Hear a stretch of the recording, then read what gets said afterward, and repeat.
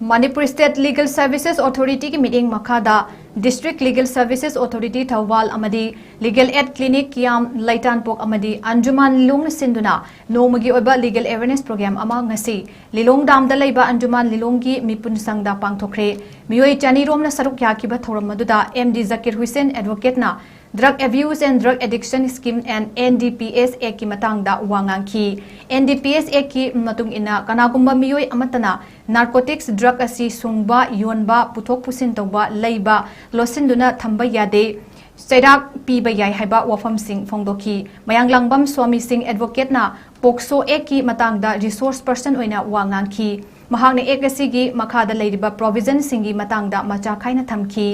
angang singda leptana chatharakliba sexual harassment singasi stakeholder khuding makna punna khuchsam naraga thingmina bachangi haina su mahakna makha tana fongdoki ngasigi thoramaduda MIS Habibullah Navi Secretary Anjumana thoramapu aduga Khetrimayum Maheta Devi Secretary DLS THOUBAL O Ojit Singh MPS SGPO THOUBAL amadi Kesoba Singh OC Lilong PS na President Member Singh Oina Saruk Yaki